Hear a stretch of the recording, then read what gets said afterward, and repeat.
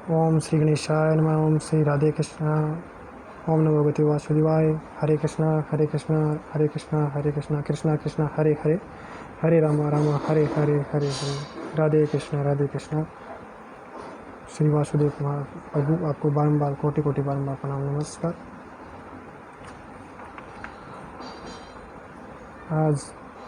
आज का प्रकरण अध्याय पहला, अध्याय पहला और श्लोक पहला। उससे पहले कुछ थोड़ा बहुत बताते हैं कि महाभारत श्रीमद् भगवद गीता कैसे शुरू हुई, कैसे किन कारणों की वजह से महाभारत हुआ, उसका विवेचन करते हैं। पहले उसमें ये था कि पांडवों ने राजसूय यज्ञ किया। राजसूय यज्ञ से उनसे कौरवों को जलन हुई। कौरवों के जलन की वजह से उन्होंने मामा शकुनी से आग्रह किया कि वो आए और उनसे जुआ खेले। मामा शकुनी जुए में माहिर थे, तो वो आए और उन्होंने पांडवों को बुलाया, जुए के लिए आमंत्रित किया। पांडव आ भी गए और जुआ खेला और सारा मतलब राज्य सर्वस्व हार कर बैठ गए। फिर उनमें उसमें हारने वाले की शर्त थी कि हारने वाला 13 वर्ष वनवास और 1 वर्ष अज्ञातवास, मतलब टोटल 14 वर्ष वनवास करेगा। 1 वर्ष अज्ञातवास का मतलब था कि मतलब वो वापस अगर 1 वर्ष के अंतराल में अगर दिख जाता है किसी को, तो उसका वापस वही 13 वर्ष वनवास और 1 वर्ष का अज्ञातवास फिर से शुरू हो जाएगा। तो इसमें उन्होंने फिर वो चले गए। 13 वर्ष का वनवास भी हुआ, फिर 1 वर्ष का अज्ञातवास हुआ, उन्होंने पूरा किया। फिर भी कौरवों ने उनका राज्य नहीं लौटाया। कौरवों ने कहा एक सुई की नोक पर भी हमें राज्य इनको नहीं देंगे। युद्ध के लिए उन्हें आमंत्रित कर दिया। फिर पांडव की ओर से अर्जुन और वहाँ से कौरवों की तरफ से दुर्योधन दोनों श्री कृष्ण वासुदेव के पास पहुँचे और उनसे सहायता के लिए मदद मांगी। तो वहाँ पर वो जहाँ जब पहुँचे थे उस समय वासुदेव जी महाराज सो रहे थे, शैया पे थे, अपने आसन पे सो रहे थे। तब उन्होंने देखा कि वो जब जगे अर्जुन उनके चरणों के पास खड़े थे और दुर्योधन उनके सिरहाने की तरफ सोफे पे आसन पर मतलब बैठे थे। तो फिर पहले उन्होंने अर्जुन को देखा, फिर दुर्योधन को देखा।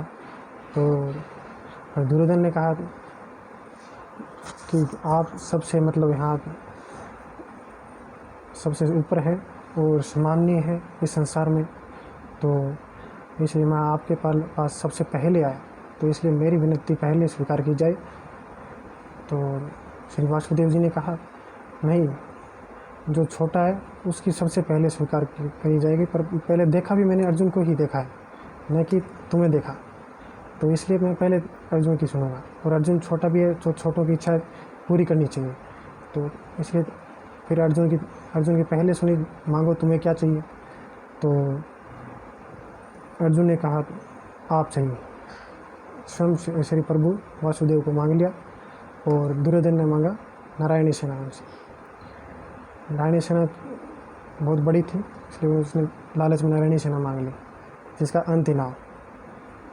तो वो वहाँ से लौट के लिए उसके में एक शर्त भी थी कि श्री वासुदेव जी युद्ध नहीं करेंगे, न कि युद्ध में शस्त्र उठाएंगे, सिर्फ वो बैठ सकते हैं। तो अर्जुन से पूछा वासुदेव जी ने कि तुमने मुझे क्यों मांगा, नारायणी सेना मांग लेता।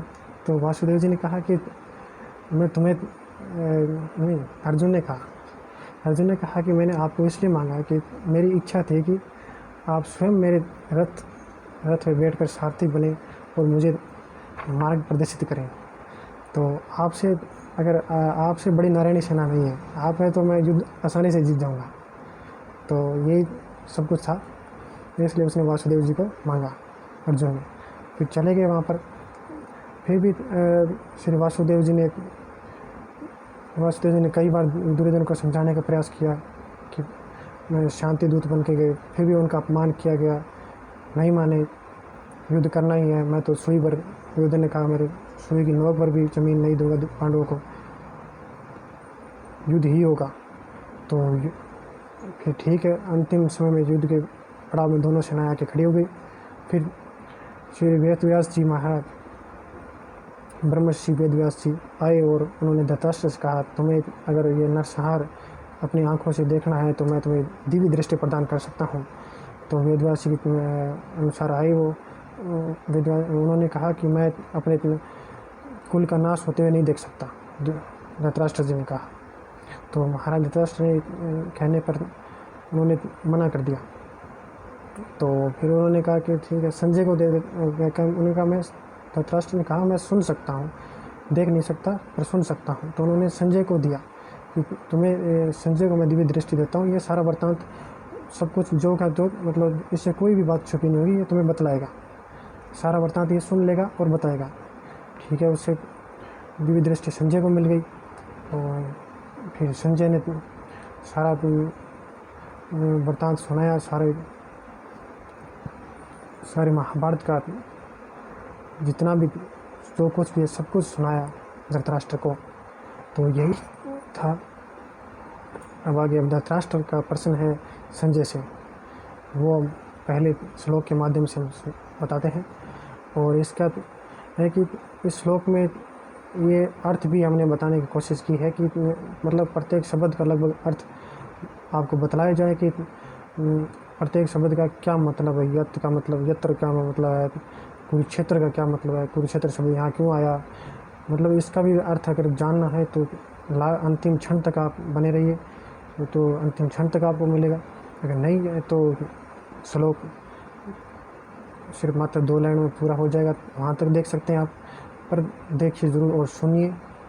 सुनने का ही ये प्रकरण है, शुरू किया हमने, सुनने के माध्यम से आपको भगवत प्राप्ति हो जाएगी, तो इसका फल सबको मिलेगा। तो आप ज़रूर सुने। और ये श्री वासुदेव के, श्री हरि के मुखारविंद से निकली हुई है, तो ये गंगा से भी अधिक पवित्र है। तो इसको बताया गया गंगा में ही है, और गंगा में आप एक बार बताया गया है। तो इसको हम शुरू करते हैं। धृतराष्ट्र उवाच, धर्मक्षेत्रे कुरुक्षेत्रे समवेता युत्स्वः मामकः पांडवाश्चैव किं कुर्वत। संजय, पहला श्लोक है। धृतराष्ट्र बोले, है संजय, धर्म भूमि कुरुक्षेत्र में एक त्वरित युद्ध की इच्छा वाले मेरे और पांडु के पुत्रों ने क्या किया। अब यह श्लोक और हिंदी अनुवाद यही पूरा होता है। अब इसके आगे इसका अर्थ है पूरा बारीकी से वो बतलाते हैं। कुरुक्षेत्र किस स्थान का नाम है और उसे धर्म क्षेत्र क्यों कहा गया है। महाभारत वन पर्व के 83वें अध्याय और शल्य पर्व के 53वें अध्याय में कुरुक्षेत्र महात्म्य का विशेष वर्णन मिलता है। वहाँ उसे सरस्वती नदी के दक्षिण भाग और दशद्वती नदी के उत्तर भाग के मध्य में बतलाया है। कहते हैं कि इसकी लंबाई चौड़ाई 5-5 योजन थी। यह स्थान अम्बाले से दक्षिण और दिल्ली से उत्तर की ओर है। तो इस समय भी कुरुक्षेत्र के नामक स्थान वही है। तो इसका एक नाम समंत पंचक भी है। शतपथ ब्रह्मणादि कुरुशास्त्रों में कहा है कि यहाँ अग्नि, इंद्र, ब्रह्मा आदि देवताओं ने तप किया था और राजा गुरु ने भी यहाँ बड़ी तपस्या की थी। यहाँ मरने वालों को उत्तम गति प्राप्त होती है।